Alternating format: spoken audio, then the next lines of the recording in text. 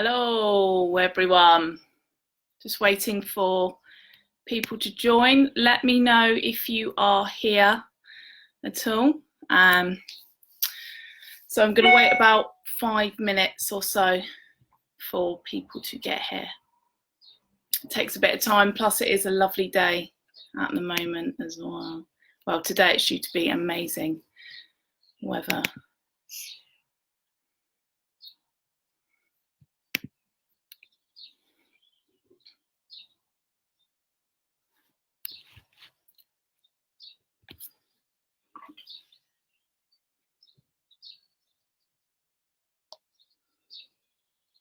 I was thinking of maybe having some like entry music or something, but yeah, I don't know.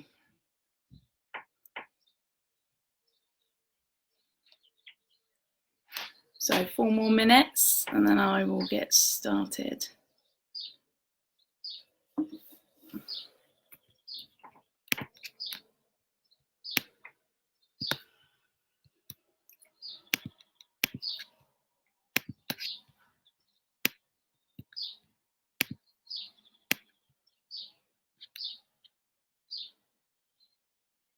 Feel free to let me know if you're here. Oh, hi Karen. Thanks for joining this morning.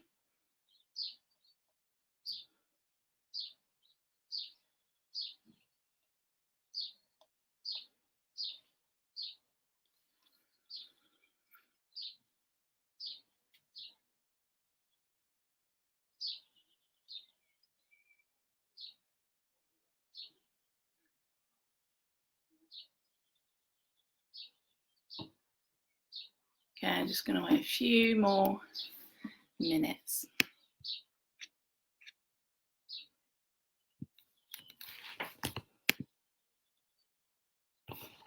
Not sure what that light's like behind me.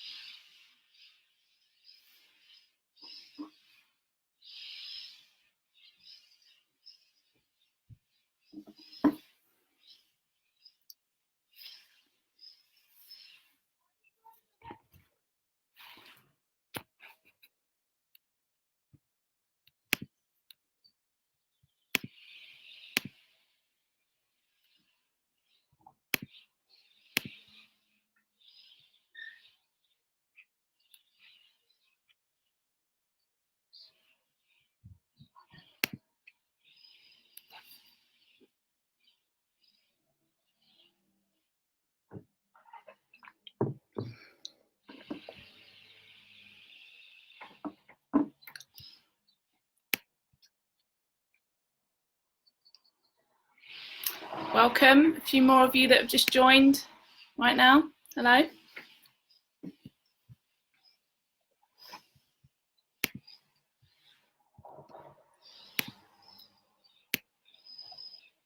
Okay, 1 more minute and then I'm going to just dive into this, okay?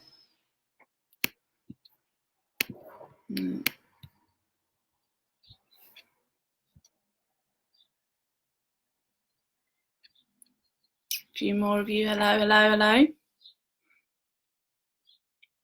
Okay.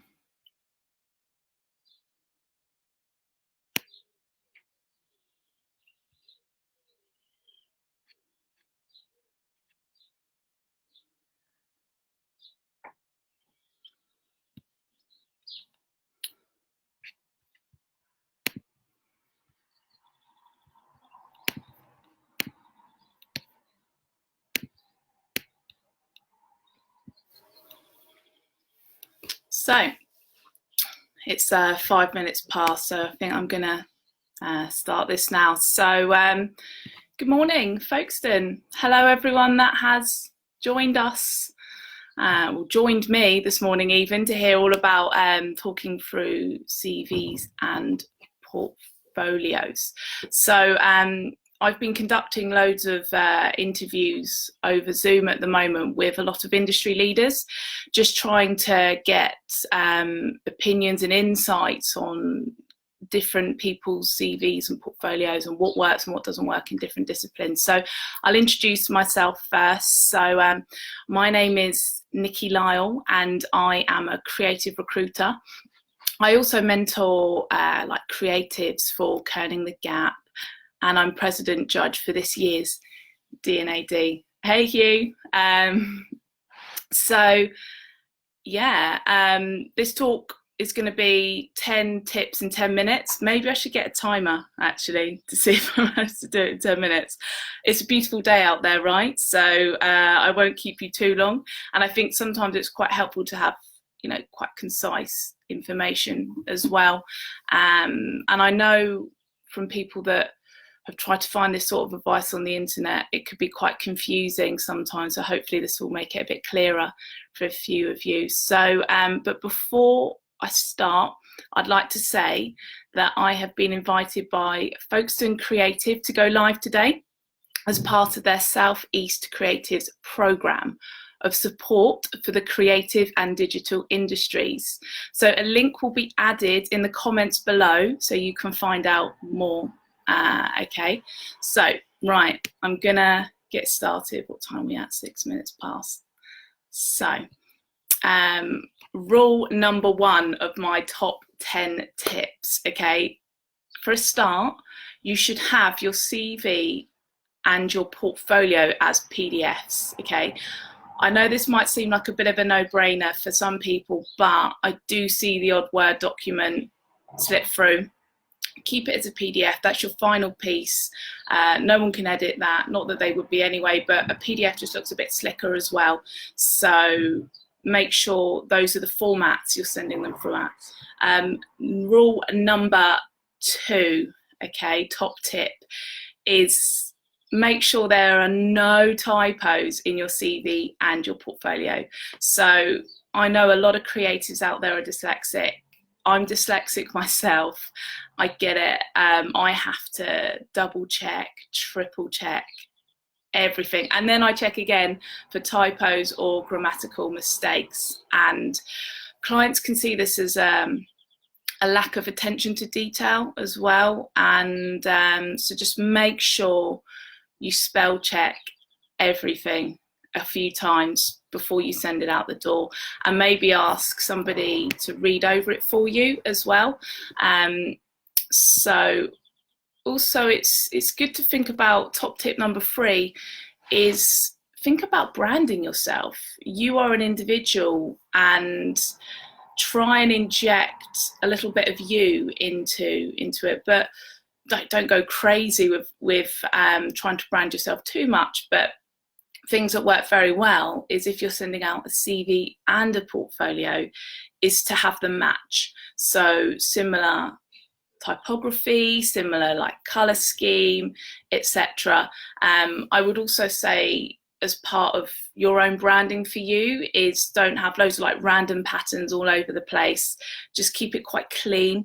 You don't want it to distract away from the content itself, which is all the information about you on your CV and your portfolio. Okay, so also rule number 4 is information that employers care about most is which agencies or brands you've worked for.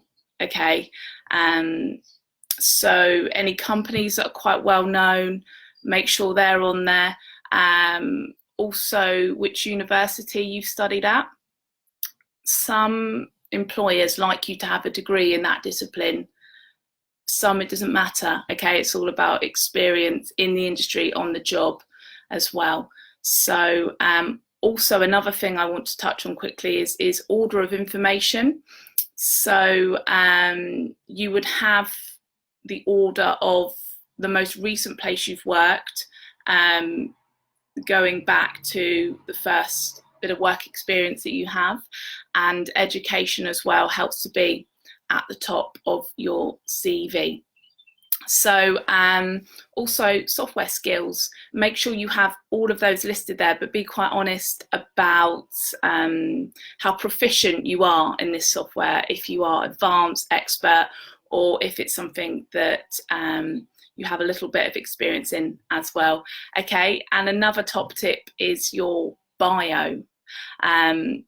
Try not to be too generic and use the same old phrases such as, I knew I was a creative because when I was 5 I liked to draw with crayons. Keep it a bit more original and specific to you. So another top tip as well is a strong portfolio has a really good narrative. So don't squash all your imagery into one page, let it breathe, have it pixel perfect. Photograph your work as well if you can. It works really well if you've created like a book or a bit of print, if you have like hands holding it and then it's photographed rather than just the flat vector image on your screen. And you are presenting to creatives that love design as much as you do and who will appreciate those small details.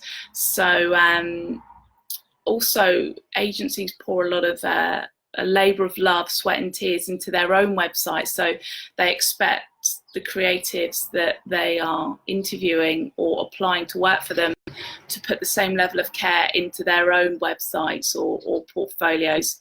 Okay. Another top tip is, remember, you're only as good as your portfolio. So 99.9% of employers take a look at your portfolio before they check CVs. And the beauty of being a creative is you can unlock doors of agencies if you just craft your portfolio. So see as it like a bit of an industry key where if you get that right, diversify it and craft it, you can open all different sorts of agency doors. Okay. And another top tip is when you're describing a project you've worked on in your portfolio, be specific about what you worked on with each project. So some creative portfolios can be a little bit misleading about what their involvement was on a big branding project, or any project in general. Normally, if something's been worked on for quite a well-known client, it won't just be one individual. So you never know later down the line when the creative director that worked on that project with you might come across your CV and portfolio at a different company and think, oh, hang on a minute, I was creative director on that. They haven't credited the team. So be very mindful of that as well. Okay. And another top tip is get a second opinion, get a fresh set of eyes, especially if it's something that you've been absorbed in for days and days trying to refine and perfect. So either get like a friend or colleague or someone that you trust to take a look, or someone such as myself, and it's all about the real like attention to detail. And this is one of the most important bits of advice actually, is so you've worked on your CV, you've worked on your portfolio, you're really happy with it, you send it out, and then the employer of your dreams is opening their emails, they see your details and they start to look, and at that moment in time you've got their attention, and make sure it counts. So make sure that the PDF isn't corrupt, or once they try and open it and they can't, or they click on your website and it doesn't work, because then you're falling at the first hurdle, especially if you've got people that are hiring that are super busy, that don't have lots of time to click around. And one thing I always say is, don't make somebody work to get you work. Okay, so make sure that all the information is there that they need, and also that they can contact you. Have your contact details on your website, your CV, and your PDF portfolio.